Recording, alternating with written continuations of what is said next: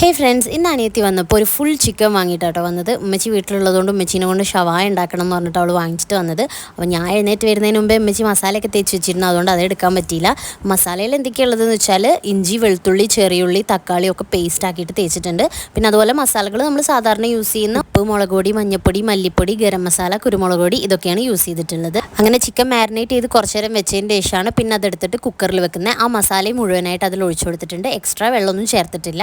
അങ്ങനെ കുക്കറിൽ വെച്ചിട്ട് ഒരു 2 വിസിൽ വന്നിട്ട് അത് ഓഫ് ചെയ്ത് വെക്കുക. എന്നിട്ട് ആവി പോയിട്ട് തുറന്നാൽ മതി. അപ്പോൾ ആ ഒരു ടൈം കൊണ്ട് മയോനൈസ് ഉണ്ടാക്കുന്നുണ്ട്. മയോനൈസ് ഞങ്ങൾ എങ്ങനെ ഉണ്ടാക്കുന്നതെന്ന് വെച്ചാൽ ഒരു ജാറിൽ കിഴങ്ങ് വേവിച്ചത്, 2 വെളുത്തുള്ളിയും കുറച്ച് പാലും തൈരും ഒഴിച്ചിട്ട് അതുപോലെ കുറച്ച് സൺഫ്ലവർ ഓയിലും ഒഴിച്ചിട്ട് നമുക്ക് വേണ്ട അത്രയും ഉപ്പ് ഇട്ടിട്ട് അതൊന്ന് മിക്സ് ചെയ്തെടുത്താൽ മതി. മയോനൈസും സെറ്റായിട്ടുണ്ട്. പിന്നെ ഇതിൻ്റെ കൂടെ കഴിക്കാൻ വേണ്ടിയിട്ട് കുറച്ച് ചപ്പാത്തിയാണ് ഉണ്ടാക്കിയിട്ടുള്ളത്. അത് ഗോതമ്പ് പൊടി മാത്രം വെച്ചിട്ടല്ല, കുറച്ച് മൈദയും കൂടെ മിക്സ് ചെയ്തിട്ട് അങ്ങനെയാണ് ചപ്പാത്തി ഉണ്ടാക്കിയിട്ടുള്ളതെന്ന്. അപ്പോൾ ചിക്കൻ വെന്തിട്ടുണ്ട്. നമ്മളിത് സിമ്മിൽ ഇട്ടതുകൊണ്ട് കുറച്ച് അധികം വെന്തിട്ടുണ്ട്. നമ്മൾ നോർമലി 2 വിസിൽ വരുത്തിയിട്ട് ഓഫ് ചെയ്തിട്ടാൽ മതിയായിരുന്നു.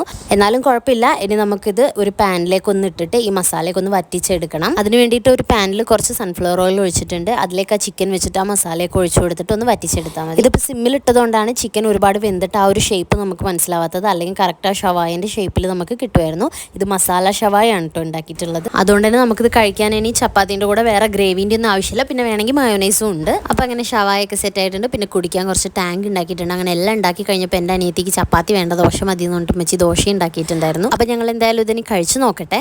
ടേസ്റ്റ് സൂപ്പറായിരുന്നു കേട്ടോ. ഷവായൊക്കെ നമ്മൾ ഹോട്ടലിൽ നിന്ന് കിട്ടുന്നതായിരിക്കും ഏറ്റവും സൂപ്പർ ടേസ്റ്റ് എന്ന് പറയും. പക്ഷേ എനിക്ക് അങ്ങനെ തോന്നിയില്ല.